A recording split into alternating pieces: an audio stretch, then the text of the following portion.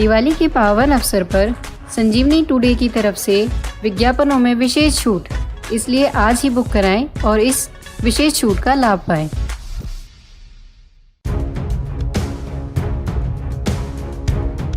आठ नवंबर 2016 का दिन कौन भूल सकता है, क्योंकि उस रात काला धन रखने वालों की नींद जो अचानक से उड़ गई थी।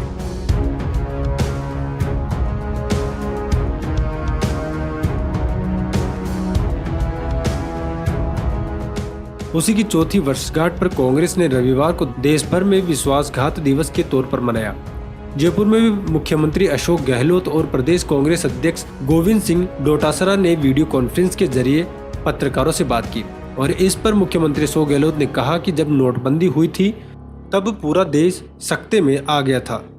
उस दिन के बाद देश की अर्थव्यवस्था बर्बादी की ओर जा रही है। आरबीआई का कहना है कि 99% पैसा वापस जमा हो गया है। फिर प्रधानमंत्री नरेंद्र मोदी का यह फैसला किस लिए उठाया गया था, आज तक जनता की समझ में नहीं आया। उन्होंने मोदी सरकार पर क्या तंज कसा, आइए सुनते हैं। Speak up against demo disaster, ये प्रोग्राम राहुल गांधी ने दिया देशवासियों को याद दिलाने के लिए कि 4 साल पहले जिस रूप में नोटबंदी की गई, पूरा देश सकते में आ गया। जब प्रधानमंत्री जी ने कहा, मोदी जी ने 4 घंटे बाद में आपके तमाम 500 रुपये के, 1000 रुपये के नोट खारिज हो जाएंगे, लोग समझ नहीं पाए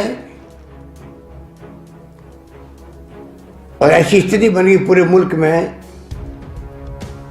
छोटे व्यापारी, किसान, मजदूर, काम धंधे सब चौपट हो गए। बिना कैश के लेन देन के व्यापार छोटे होते नहीं हैं। खेती नहीं होती है, किसानी नहीं होती है, कृषि विपणन नहीं होता है। छोटे व्यापारी होते हैं, दुकानदार होते हैं, सबको लाइन में लगा दिया और कहा 21 दिन के बाद में सब ठीक हो जाएगा। नोटबंदी से फेक करेंसी समाप्त हो जाएगी, नोटबंदी से ब्लैक मनी समाप्त हो जाएगी, सारा पैसा जमा हो जाएगा, वाइट मनी, नक्सलवाद खत्म हो जाएगा, आतंकवाद खत्म हो जाएगा। लोगों ने विश्वास किया। प्रधानमंत्री जी खुद जब बोल रहे हैं, देशवासियों को संदेश दे रहे हैं, कुछ सोच के कह रहे होंगे। पर जिस प्रकार के हालात उस वक्त बने थे, कितने लोग मारे गए हैं लाइनों में खड़े खड़े, कोई गिनती नहीं है। लंबी लंबी लाइनें लगी थी नोट को बदलवाने के लिए। हालात बड़े गंभीर हो गए।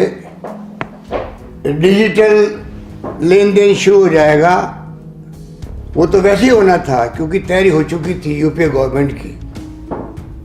परंतु वापिस जो है कैश चलन वापस हो गया, ब्लैक मनी वापस मार्केट में आ गई। तो फिर वो कहाँ तो ब्लैक मनी, कहाँ फेक करेंसी गई, किसी को पता नहीं, बताने के लिए कोई तैयार नहीं। उसके बाद में जो हालात बिगड़े देश के, बैंकों की स्थिति खराब हो गई, वो अभी तक बर्बाद होती जा रही है। अर्थव्यवस्था बर्बाद हो गई। डॉक्टर मनमोहन सिंह जी ने कहा था कि 2% जीडीपी कम होगी, लगातार गिरती जा रही और अब तो 23% से एबो हो गई है पिछले तिमाही के अंदर। हालात बड़े गंभीर हैं। सोच समझ के क्या किया कोई नहीं जानता। जो 14 में हम लोग सुनते थे मोदी जी को, स्विस बैंकों से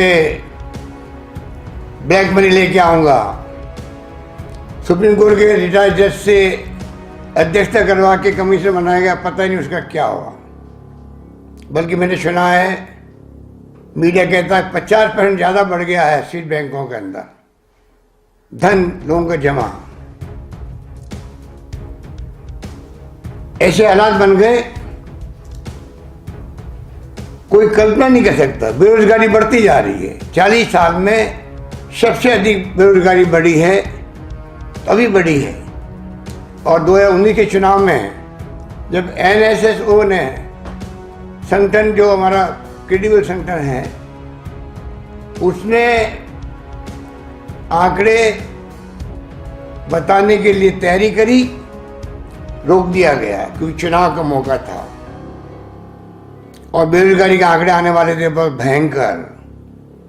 सारे देश के संपादकीय लिखे गए, आर्टिकल लिखे गए, NSSO के बारे में जो सरकार की धारणा बनी, उनके आंकड़े रोके गए, उनके चेयरमैन ने इस्तीफा दे दिया, मेंबर ने इस्तीफा दे दिया, ऐसी स्थिति बन गई थी, सब जानते हैं। पर नोटबंदी के बाद में जो बेरोजगारी हुई है, आर्थिक मंदी आई है, उसका कोई हिसाब किताब नहीं है।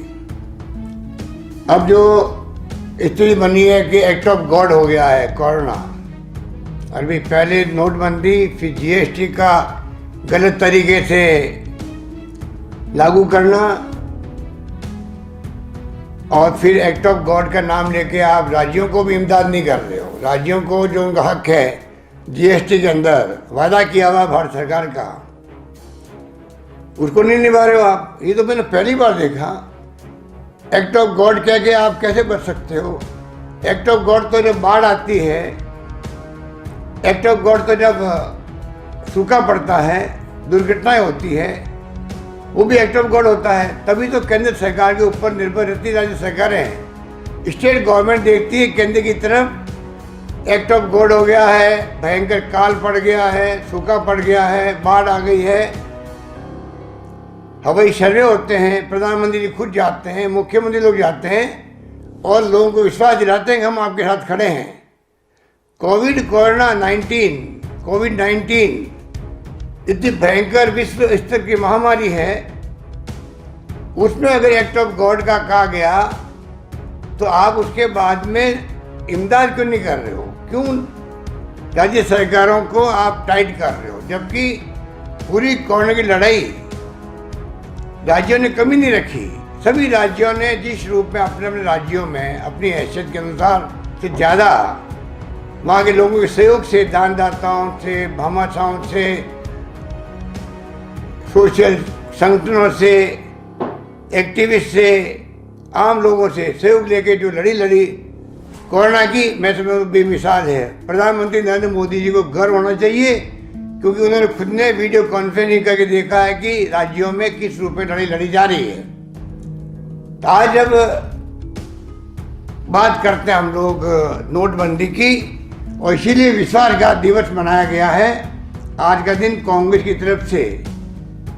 और मैं चाहूंगा कि प्रधानमंत्री मोदी जी अब तो 4 साल के बाद बताएं देशवासियों को, व्हाइट पेपर जारी करें कि वास्तव में नोटबंदी के फायदे हुए या नुकसान हुए। ये डेमोक्रेसी है। डेमोक्रेसी में जनता को बताना पड़ता है कि हमारा फैसला जो है, अमुक फैसला, उसका क्या फॉल आउट हुआ है, बताना चाहिए उनको। आज देश आर्थिक संकट से गुजर रहा है, चाहे GST के कारण हो, नोटबंदी के कारण हो, चाहे कोविड के कारण हो। आज समय आ गया कि एक व्हाइट पेपर निकाले प्रधानमंत्री जी अर्थव्यवस्था को लेकर के, इन तमाम कारणों के कारण से अर्थव्यवस्था की क्या स्थिति बनी है, आगे प्लानिंग क्या है, कोई बताने के तैयार नहीं है। 20 लाख करोड़ का पैकेज की घोषणा की गई, सबने वेलकम किया। मालूम पड़ा बाद में वो तो खाली लोन बेसिस पर है, कैसे काम चलेगा।